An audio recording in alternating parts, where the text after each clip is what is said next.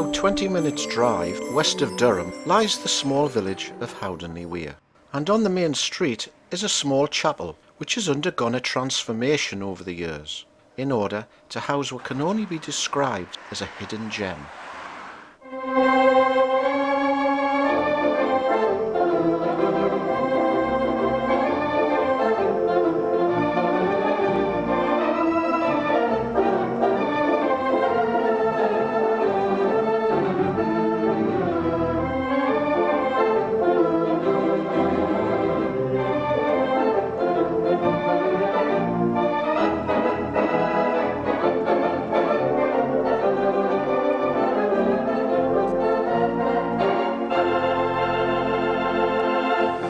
This magnificent Wurlitzer organ started its life across the Atlantic in a town not far from Niagara Falls called Tonawanda.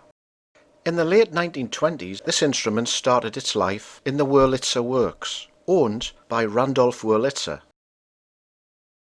Originally, the factory produced barrel organs. As sales declined, it was decided to switch production to producing theatre organs. In September 1930, each piece of the organ was carefully dismantled and shipped to England and rebuilt and finally commissioned into the new Victoria Theatre, Bradford. We are in the main organ chamber. So this is the 9/10 of the organ that you don't see inside this part. And we have 18 ranks of pipes in the organ, and they're all different voices so that we can create a wide variety of sound. This rank down here, which is the wooden one at the back, is a rank called the tibia clausa. That is one of the foundation tones of the theatre organ, and it is a stopped pipe. You can see when you look at it more closely that there are stoppers which slide up and down in the top of the pipe, and they actually tune it by varying the length. This rank here is something called a crummet. It's based on an ancient medieval instrument, and it sounds pretty evil when you play it on its own, but you actually use it to mix in with other sounds in the organ to enrich them. Now, on this next group of pipes, we have more of various types of sounds. The first one is the concert flute, which is this one just here, close to me. Most of the pipes are wooden. You'll notice the trebles, the very small pipes, have to be made of metal, even on the wooden ranks, quite simply because you couldn't make wood that small.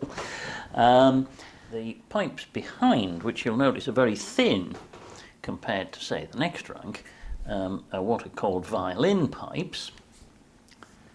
The next ones behind are what probably most people think an organ pipe looks like.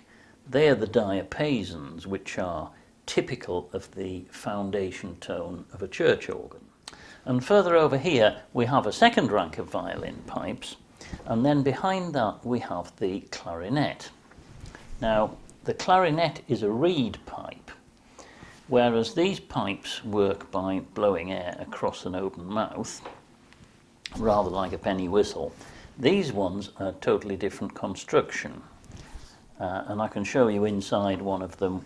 This is a fairly typical reed pipe, just to show you what the construction is. This bit at the bottom is called a boot, and it's actually just to hold it up and to direct the wind. The air goes into that hole there, and I'll take that bit off, and it's suddenly got a lot smaller. You're now left with a number of distinct parts. The block, which is just literally what it says, a block for holding the bits together.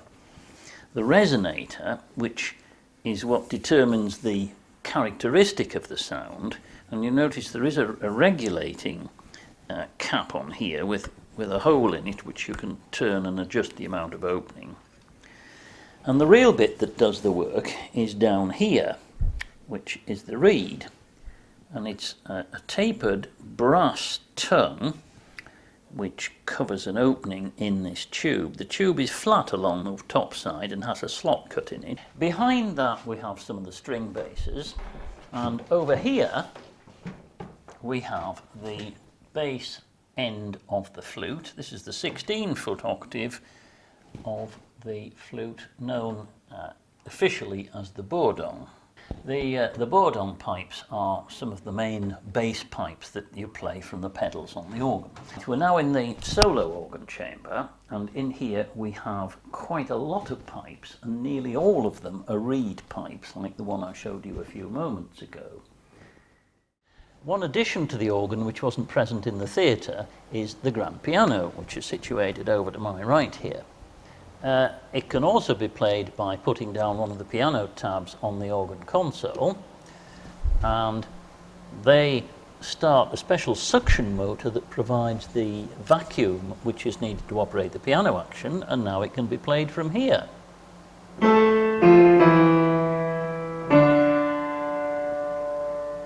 So the organist now has an extra voice over and above the normal organ pipes which he can add in.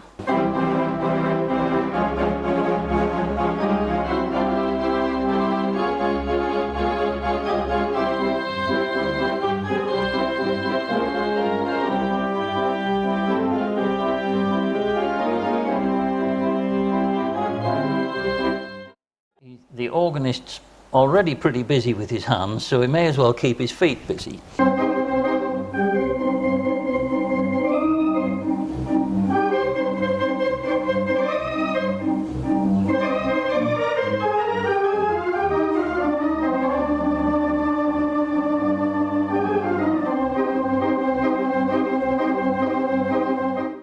Normally speaking, he operates the 3 pedals here, plus that one and various other bits, with his right foot.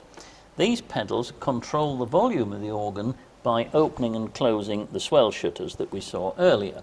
So if we put a stop down,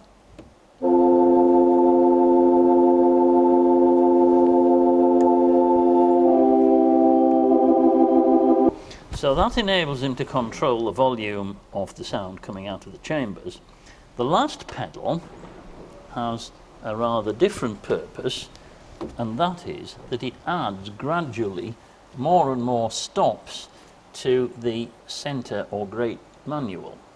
So if I play some notes there, at the moment nothing happens. As I gradually open this pedal, the organ will tend to get louder.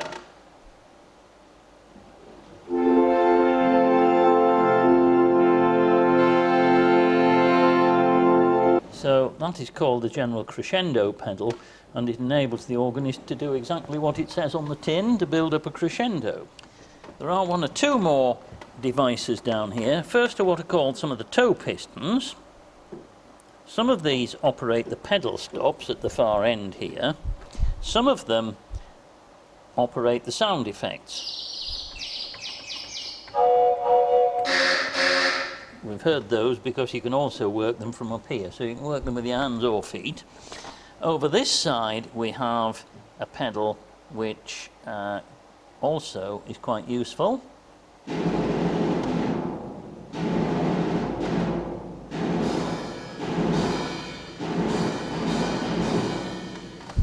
So it can be your own military band.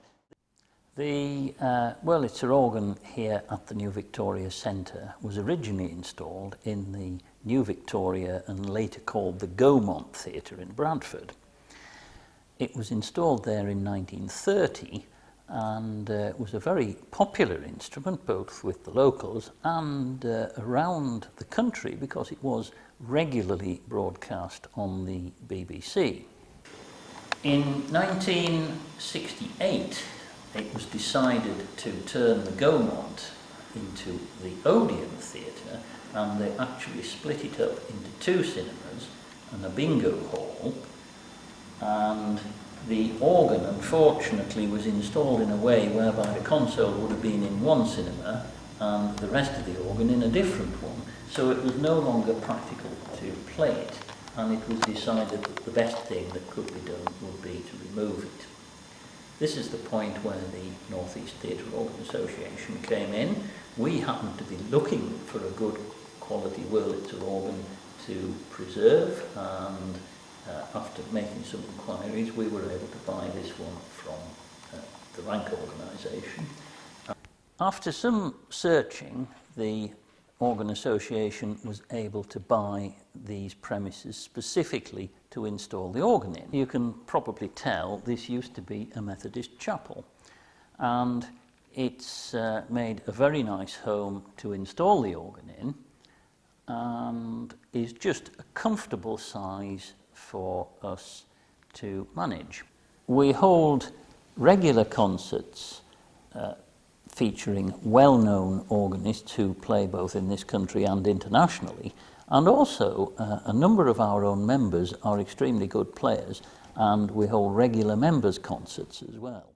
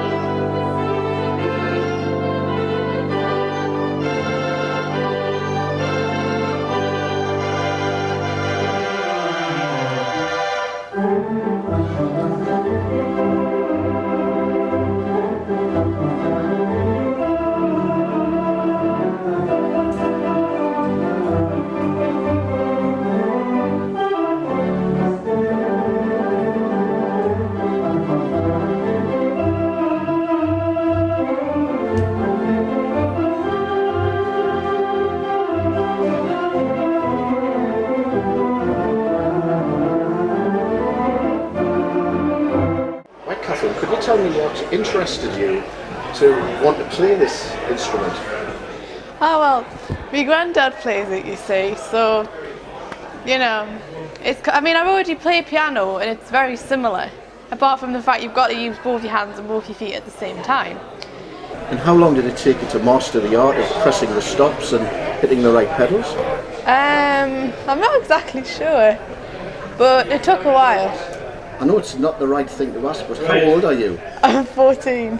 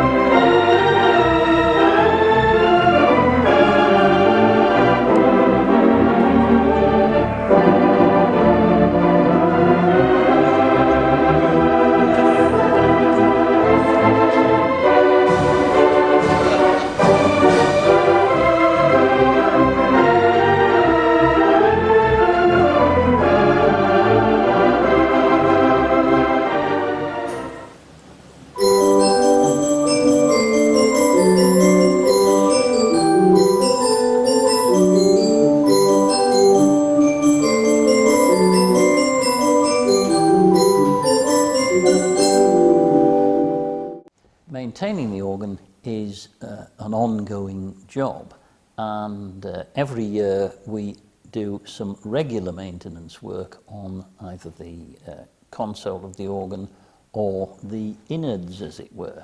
So we're just going to go next door into the tea room to have a look at some bits that are in progress at the moment.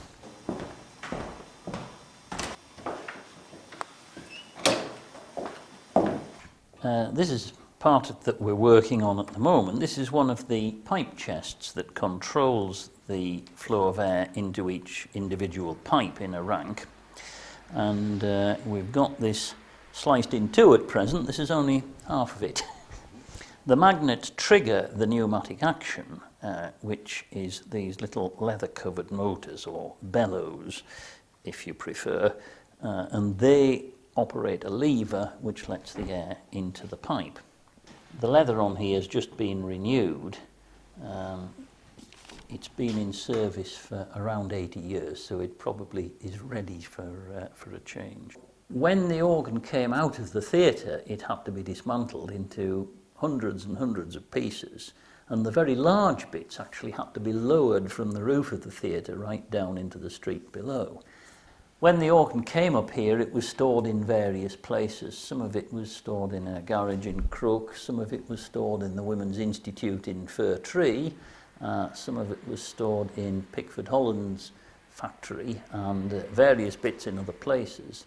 And then gradually it all had to be brought out of storage and put back together to form the complete organ. So that really is pretty much the story, in a nutshell anyway, of the Wurlitzer here at Howdenley Weir.